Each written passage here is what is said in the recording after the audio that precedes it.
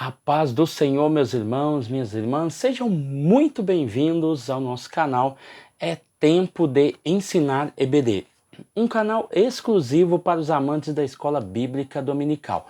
Você aí do outro lado já me conhece, eu sou Adriano Ricobelo, sou presbítero da Assembleia de Deus aqui da cidade de Franca, interior de São Paulo. Também sou professor da Escola Bíblica Dominical. Ministro aulas também no CAPED, que é o Centro de Aperfeiçoamento de Professores da Escola Dominical. E hoje nós estamos aqui com uma aula super importante, a lição de número 12. A lição de número 12 tem como tema a sutileza da espiritualidade holística. Essa aula que será ministrada no dia 18 de setembro de 2022. O texto áureo nosso vai falar o seguinte, vamos lá. João capítulo 14, versículo 6. E disse-lhe Jesus, eu sou o caminho, a verdade e a vida. Ninguém vem ao Pai senão por mim.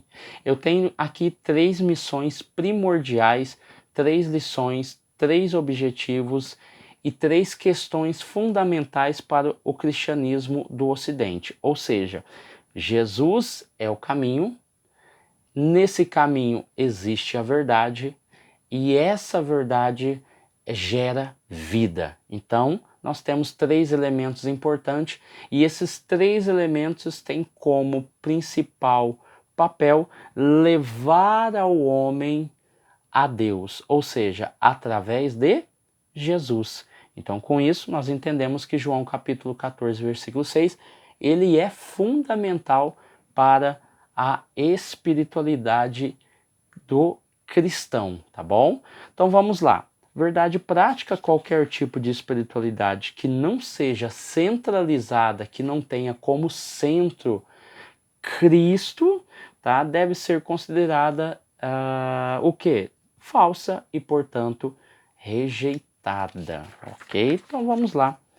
O autor também expressa a leitura bíblica em classe em João capítulo 14, o versículo 6 é o que nós lemos, então ele vai colocar do 4 ao 6.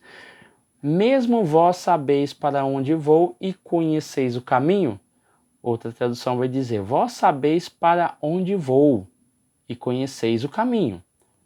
E disse-lhe Tomé, Senhor, nós não sabemos para onde vais e como podemos saber o caminho, sendo que eu não sei para onde o Senhor vai? Como é que eu vou saber? Aí Jesus vai falar no versículo 6, eu sou o caminho e a verdade e a vida. Ninguém vem ao Pai senão por mim. Jesus está deixando bem claro que é através dele e por ele que se chega ao conhecimento da verdade e também à salvação do ser humano. Então vamos lá. Na introdução do nosso texto, nós vamos ver aqui o seguinte. Nós vamos ver uma nova forma de espiritualidade nascendo, que já existe há muito tempo no nosso mundo, que ganhou um novo nome, que é o holismo, passou a ganhar espaço na sociedade. Esses ensinamentos da espiritualidade holística, ela adere a princípios do quê? Da sociedade religiosa oriental, ok? O autor deixou bem claro aqui. Então, dentre eles, líderes mundiais, celebridades e pessoas comuns têm aderido a essa espiritualidade holística, baseado em conceitos, regras, normas e condutas das religiões holísticas. Então nós vamos ver que o discurso, na sua grande maioria, é globalista e também pluralista, tá bom?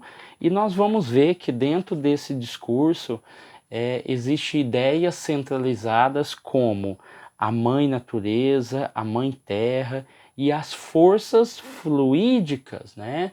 Forças que emanam do sistema, das pessoas, enfim, das plantas, dos animais, são forças que fluem desses elementos, tá bom? Então vamos lá entender um pouco melhor dessa espiritualidade holística que é muito importante. falamos sobre os desigrejados, que é um movimento, que é uma nova forma de pensar a espiritualidade cristã, e aqui nós estamos falando de outro fenômeno, de outra forma de pensar, mas ligado ao povo do Oriente, tá bom? Então vamos lá. A busca do sagrado. Jesus sabia das necessidades mais profundas do ser humano. Por quê? O ser humano, ele é um ser social, mas ao mesmo tempo ele é um ser religioso. De alguma forma ele vai expressar a sua religiosidade, tá bom? Independente da crença ou da forma como ele acredita em determinadas coisas, ele é um ser religioso. Isso está intrínseco no ser humano. Então vamos lá. Aí a afirmação de Jesus que ninguém vem ao Pai a não ser por mim é fundamental para o cristianismo. Por quê? Essa busca pelo sagrado, ela é importante. Então, no cristianismo, quem é adepto, quem é que busca uma espiritualidade dentro do cristianismo, ele encontra um norte. Aonde ele encontra o norte? Na pessoa e na obra de Cristo. Então não é algo passageiro, ilusório ou filosófico, é algo muito concreto, ao qual nós temos dentro do cristianismo. Então nós vamos ver aqui que essa busca pelo sagrado nós vamos encontrar aqui na figura de Paulo, por exemplo, quando ele está em Atenas, na capital da Grécia, e o texto vai dizer em Atos capítulo 17, versículo 22, Senhores atenienses, Paulo dizendo, percebo que em tudo vocês são bastantes religiosos. Paulo aqui está falando no Areópago, tá bom? E lá ele discursou e falou, né, sobre um altar que existia lá, o altar ao Deus desconhecido. Então esse Deus não tinha nome. Então ele falou, peraí, eu estou pregando a esse Deus. É esse Deus desconhecido, eu quero falar dele. Mas é o Deus desconhecido que criou os céus, que criou a terra, e assim ele começa o seu discurso. Então esse fenômeno religioso está presente na raça humana como um todo. Se você for olhar, existe o altar mais antigo, se você for dar uma pesquisada depois, mais antigo da Terra, é o Göbekli Tepe. O Göbekli Tepe, né? Ele é o que? Ele é o altar mais antigo do mundo. Ele tem aproximadamente 12.000 anos, tá bom? E você vai ver que nesse altar, que é o mais antigo do mundo, existe gravuras de animais como o grouse, a raposa, touro, leões, patos, serpentes e vários outros animais que foram encontrados nas suas gravuras. E esse altar mais antigo do mundo ele está localizado na Turquia. Então você vai ver que o ser humano ele sempre foi um ser religioso, tá? Então vamos lá. O subtópico de número 2 vai falar que Deus e os deuses, tá? Dentro dessa questão do ser religioso, nós vamos ver que há na humanidade uma necessidade de possuir um objeto de adoração. Ou seja, isso é uma verdade. Quando nós olhamos para isso, se você pegar como exemplo Êxodo capítulo 32, do versículo 1 ao 8, você vai ver ali que quando Moisés está no monte, Moisés demora um tempo lá, o povo começa a fazer o quê? A ficar inquietos. Então eles dão a ideia, mas Arão, Moisés não vai vir mais. Então vamos fazer um Deus aqui para nós, porque o ser humano é um ser religioso, ele precisa de algo. Mesmo Deus tendo feito tudo o que fez, ele precisava de ter algo a mais porque o seu líder não estava ali mais. Então eles vão lá, pegam todos os brincos, todos os ouros que existem ali dentro daquela comunidade e faz um bezerro. E esse bezerro não é só o bezerro. Eles fazem o bezerro de ouro, tá? Eles fazem primeiro o molde, depois fazem o bezerro de ouro, depois eles vão dizer assim, ó, esse daí é o que nos tirou do Egito, fazendo referência também ao deus Apis, né, que é o deus touro que existia no Egito. E também, além deles fazerem o molde e o touro em si, o animal em si, eles fazem o quê? Eles fazem e eles constroem um altar. Eles constroem um altar também e aí eles fazem o quê? Sacrifícios. E começam a festejar com comida e com bebida. Então você vai ver aí que o ser humano é um ser religioso e eles preparam tudo para que aconteça ali, tenha um altar, um Deus para adorar, sacrifício e comida e bebida, tá? Então você vai ver que alguns historiadores entendem que o Deus Apis, né, que foi feito ali, que é o bezerro, é uma fusão entre o Deus Jeová e o Deus Apis que existia no Egito, tá?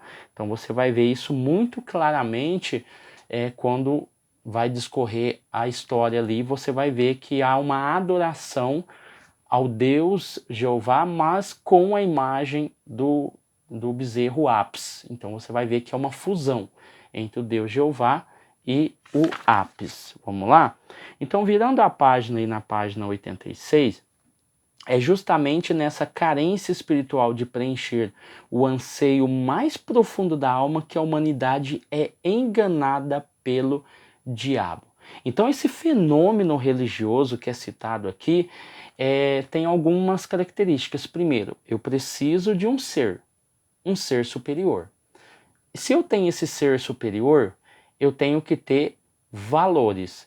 E esses valores são expressos, né, em atitudes, no ato de adorar esse Deus, ou seja, existem valores que envolvem esse fenômeno religioso.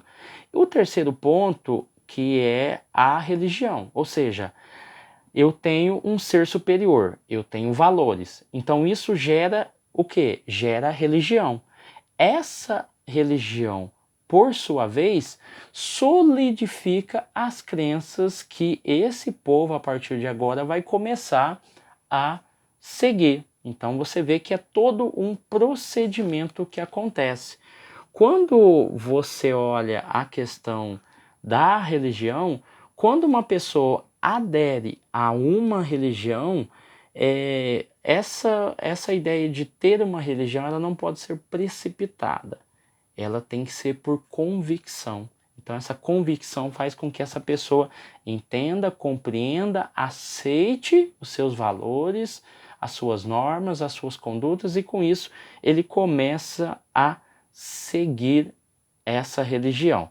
Então, dentro dessa ideia de religiosidade, as pessoas realmente elas tendem a buscar a espiritualidade em momentos de muita dificuldade, ou seja, decepções, também problemas financeiros, problemas conjugais, enfim. Em muitos casos, as pessoas começam a buscar algum tipo de espiritualidade por causa de algumas perdas, e isso é um caminho perigoso, tá bom?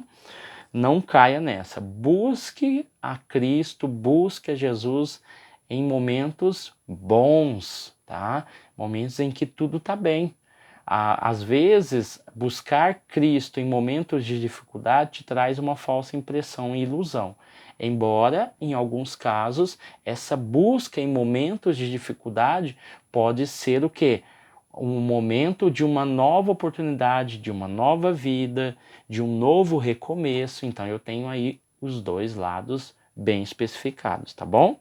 Então vamos lá, entendendo tudo isso, o tópico de número 2 vai falar sobre a espiritualidade humana e sua necessidade de expressão. O subtópico de número 1 vai falar sobre o antigo paganismo.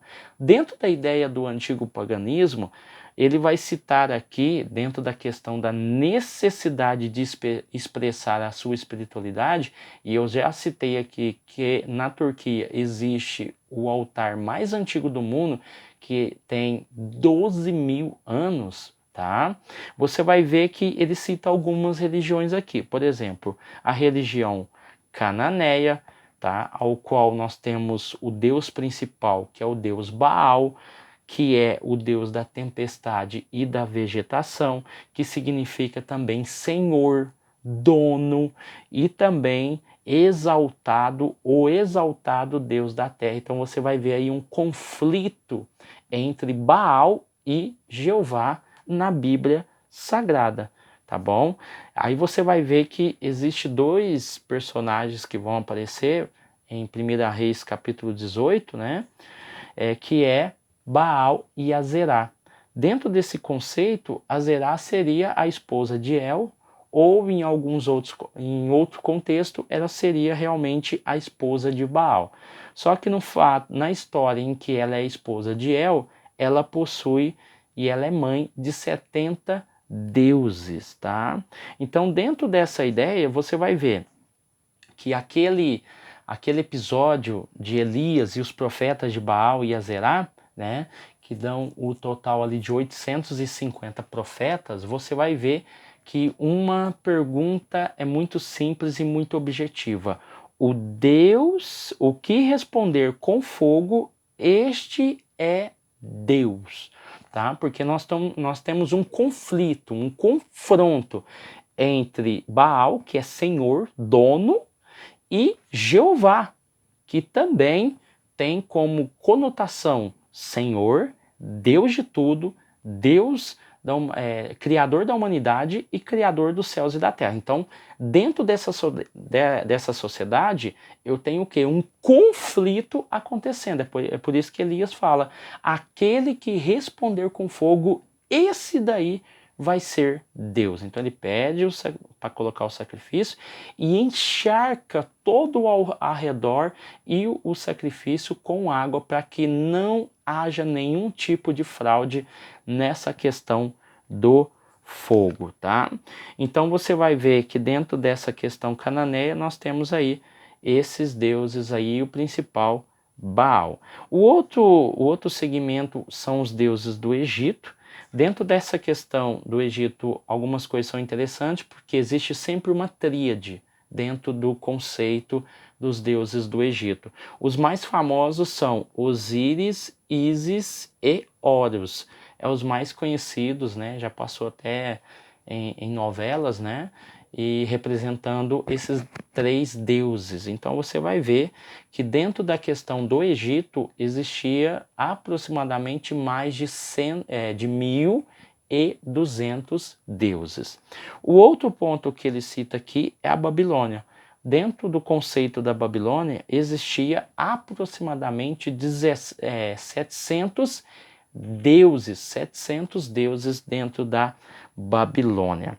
Um ponto interessante aqui a se analisar concernente à espiritualidade, a expressão do paganismo no Antigo Testamento, nós vamos ver, por exemplo, aqueles 2 bezerros que Jeroboão fez. Na verdade, eles eram como se fossem 2 pedestais. Eles estavam ali para substituir a Arca da Aliança. Então eu tenho uma fusão entre o paganismo e o teocentrismo, né? Então eu tenho aí 2 bezerros que estão no lugar da Arca da Aliança e aonde Deus supostamente iria descer, já que Jeroboão fez os 2 bezerros para que o povo não fosse a Jerusalém adorar a Deus. Então esse pedestal, que seria esses 2 bezerros, substituiria o que? A Arca da Aliança, para que Jeová subisse em cima deles. Então nós temos aí o que? Uma fusão entre o Deus do paganismo e o Deus dos hebreus, tá bom? Além dos terafins, que eram deuses do lar, que cada um poderia ter na sua casa, tá bom? Então vamos lá. O misticismo oriental. Aqui ele vai citar 3 principais religiões, né, que fazem parte do misticismo oriental, tá bom? Nós vamos ver que o holismo está na moda, faz parte do culto da elite e também a elite cultural, na verdade, né? Está nas universidades, nos cinemas, como filmes de sucesso, livros de autoajuda, currículos escolares, enfim, e está em todo o ambiente que você pensar, tá bom? Essa espiritualidade holística que é o misticismo oriental. Aqui ele citou 3 grandes religiões. O autor desse livro que eu mostrei no começo, ele cita ainda o confucionismo, tá bom? Que trata mais do comportamento ético. O shintoísmo, que está relacionado ao aqui e agora. E nós vamos ver que esses três elementos, tanto o hinduísmo, o budismo e o taoísmo, eles completam esta lista de elementos de religiões filosóficas, que para nós no Ocidente se encaixa como religiões filosóficas. Tem o seu valor de importância dentro do mundo, dentro da sociedade. Por exemplo, você pega o hinduísmo. O hinduísmo é a terceira maior religião, ou seja, 13% da população do mundo segue o hinduísmo. Dentre essas 13%, dentro desses 13% da população do mundo, nós vamos ver que 83% dos indianos seguem o hinduísmo, tá? Então, tudo é um. E tudo é Deus. Então, essa seria o resumo do hinduísmo. Tudo é um e tudo é um e tudo é Deus, tá bom? Então, nós temos aí aproximadamente 790 milhões de pessoas que são adeptas ao hinduísmo, acreditando aí na reencarnação e também na adoração de vários deuses, tá? Depois nós temos o que? O budismo. O budismo, ele tem cerca de 350 milhões de adeptos, está centralizado a Ásia, China, Coreia e Japão, tá bom? O conceito seria da ignorância à iluminação, porque nós estamos falando de o budismo. Buda é o seu principal representante, mas Buda não é um deus. Nós temos alguns elementos. Buda é o ápice dessa reflexão, tá bom? Então nós temos o quê? Nós temos os monges, nós temos a figura do Buda, ou seja, qualquer pessoa chegando no seu ápice da espiritualidade pode se tornar um Buda. E o Dharma, que é os seus ensinamentos. Dentro do taoísmo, que ele citou aqui, a natureza é a grande mãe, a força das energias que envolvem e constroem o mundo, tá bom? Então aqui nós temos uma ideia bem interessante do que é a religião oriental.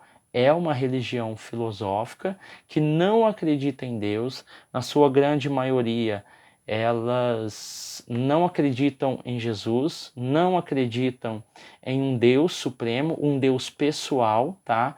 Essa é a principal característica. Não existe um Deus pessoal que se encontra, que fala, que abraça, que salva. Não, não existe. E algumas delas acreditam na reencarnação, tá bom?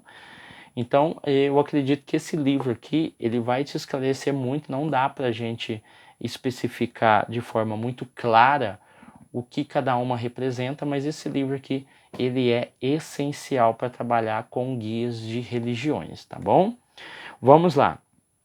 Dentro dessa ideia, o tópico 3, o fundamento da espiritualidade holística. Dentro dessa ideia, não há um Deus pessoal, tá? Eu acabei de citar, o autor vai falar aqui, não há um Deus pessoal. A espiritualidade holística diz que tudo é Deus. A natureza é Deus, os animais são Deus. Por exemplo, no hinduísmo, a vaca é um ser sagrado, então tudo é Deus, né? Assim, o divino, o homem e a natureza são uma coisa só. Não há um Deus pessoal, salvador pessoal. O Deus deles não passa de uma energia impessoal. Então, não existe a pessoalidade de um Deus. Jesus, Espírito Santo, enfim. Dependendo, por exemplo, do hinduísmo, existem vários deuses. Então, você não precisa acreditar em um só. Você pode odiar um e agradar o outro. Você pode aceitar, você pode ir na Índia pregar Jesus. Eles podem aceitar numa maior naturalidade, porque isso envolve o pluralismo religioso, onde existe vários deuses ali. então ele será apenas mais um Deus dentre muitos que existem na Índia, tá bom? Então vamos lá. Dentro dessa questão aqui, o subtópico de número 2 vai falar assim, ó, não há uma verdade factual. Se não há um Deus pessoal, não há também uma verdade factual. Não há uma verdade absoluta. Não há alguém, não há como alguém dizer que está certo ou errado. Então, quando você pega, por exemplo, o confucionismo, ele trabalha muito com o comportamento ético e não religioso do ser humano. Então a questão da moral, a questão da família, enfim, são elementos que o Confúcio ele trabalha, né? E então as verdades estão baseadas na ética do ser humano. Quando você pega, por exemplo, o taoísmo, as verdades elas estão expostas na natureza, elas estão expostas em variados ambientes ao qual você pode encontrar uma espiritualidade. Então não existe uma verdade absoluta. A verdade, né, está em todas as religiões, pois todas igualmente são igualmente formas válidas de se expressar a espiritualidade, ou seja, dentro da espiritualidade holística não existe uma verdade absoluta, não existe apenas um caminho, não existe apenas um ser, existe formas de exercer a espiritualidade. Então isso para o cristianismo, ele é averso, porque o cristianismo trabalha com a centralidade da Bíblia, tá? E também a pessoa e obra de Cristo, tá? Então, são dois elementos importantes, a Escritura e também a pessoa e obra de Cristo. Então, quando nós falamos da espiritualidade holística, nós saímos desse campo e vamos para um campo mais vago, tá? Então vamos lá. O 4 vai dizer a espiritualidade holística e a Bíblia. O problema do pecado. O holismo comete um erro crasso e fatal. Esquece o problema central do homem, o pecado.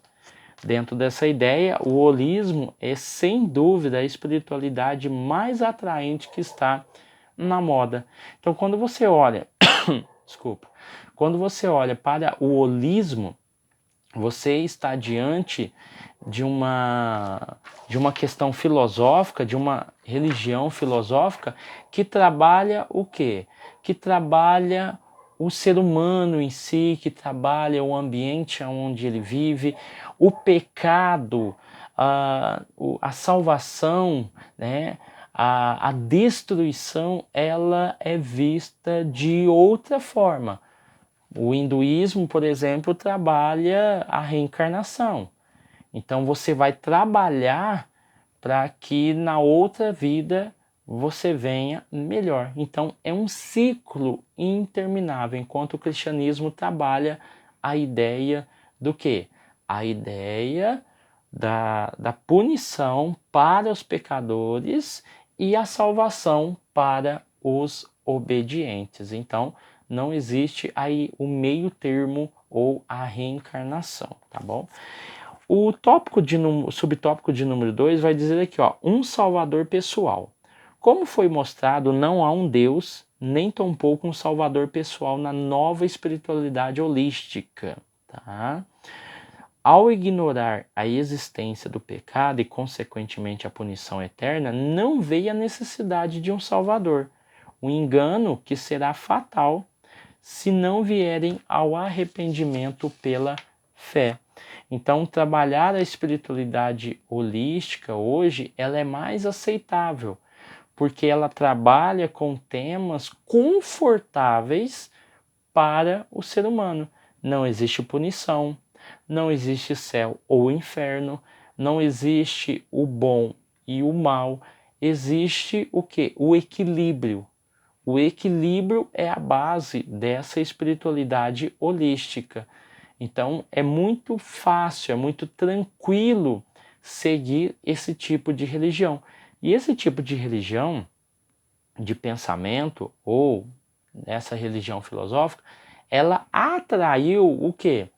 Ela atraiu a atenção do Ocidente, porque o Ocidente sempre teve como a religião o cristianismo, nas suas mais variadas formas. E o cristianismo sempre tratou da punição, do pecado, do juízo, da salvação. Então são elementos que os pensamentos orientais chamam tanta atenção no Ocidente. Não existe uma religião, não existe uma igreja propriamente dita. É uma religião sem estrutura. Então, se você é um hinduísmo, você tem os templos, vários templos. Mas não existe uma igreja formal que você vai lá, participa de um culto e tal. É uma expressão de fé, de espiritualidade, que vem de muitos anos. Se você pega Confúcio, ele é datado de 500 antes de Cristo.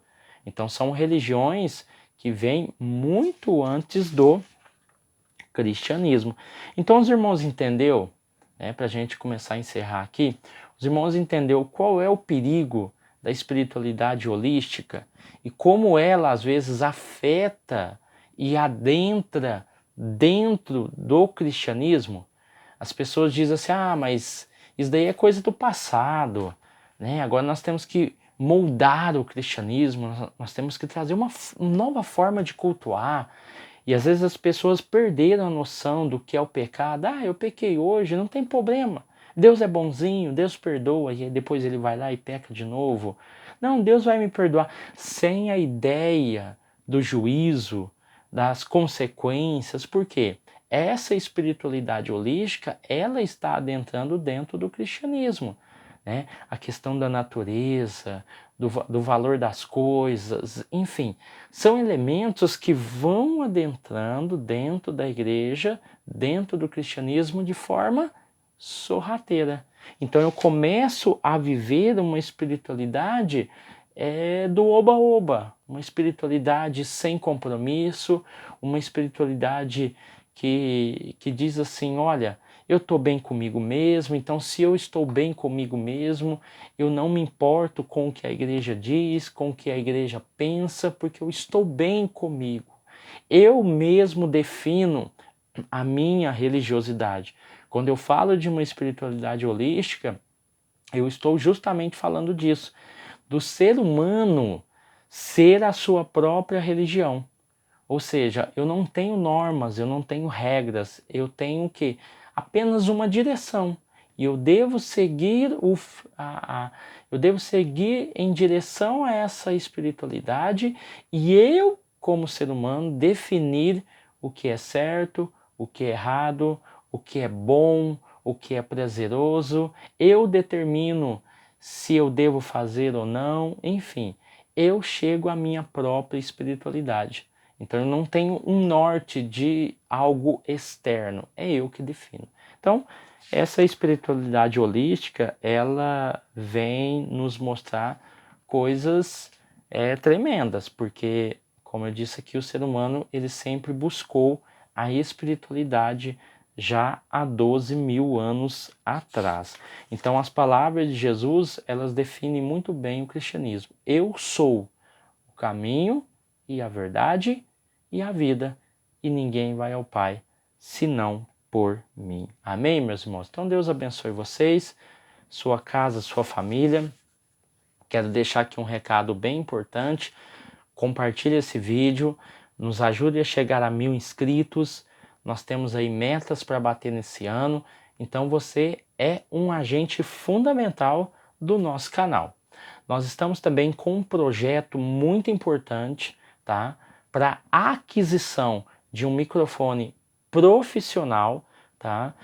Eu recebi esses dias uma contribuição de um membro do nosso canal e ele falou assim, Adriano, eu vou ajudar o canal, eu quero ajudar o canal, né, financeiramente.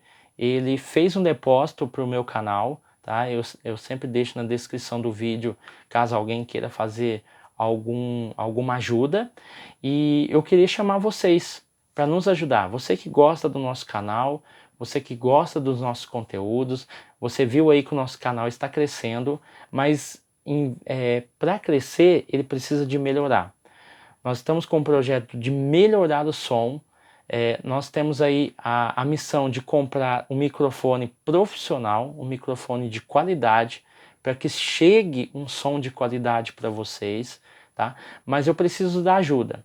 Você que gosta do nosso canal, gosta do nosso conteúdo, gosta do Adriano Ricobello como pessoa, que se simpatizou com a minha pessoa, com a minha forma de ministrar, com a minha forma de ensinar, eu peço a ajuda de vocês, tá bom? Se você quiser fazer qualquer doação para o canal, para a compra desse microfone, eu sempre deixo na descrição do vídeo o Pix, o meu nome, para que não haja problema de enviar para outra pessoa. Então, tudo certinho ali. Se você sentir no coração de ajudar o canal, você pode estar fazendo essa doação.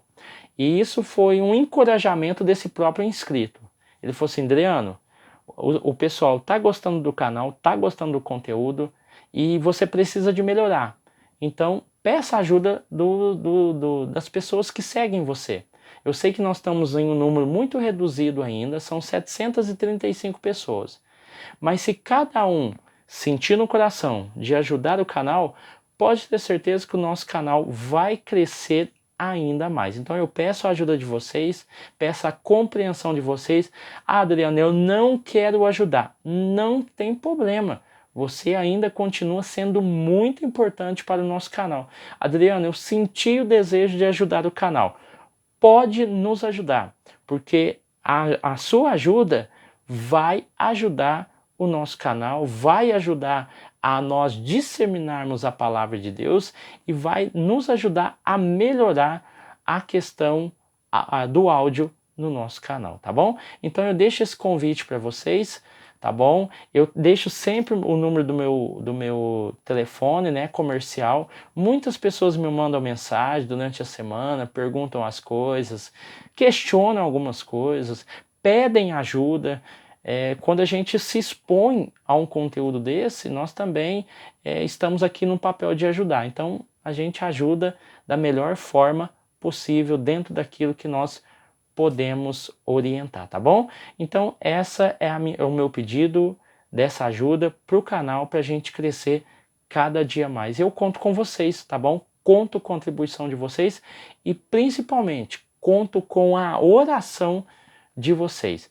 Se vocês quiserem também que eu ministre na sua igreja ou a minha esposa, pode entrar em contato aí, a gente prega em simpósio, prega em conferência, prega em cultos, enfim, é só você entrar em contato comigo pelo WhatsApp, conversar comigo e a gente agenda aí uma ministração na sua igreja.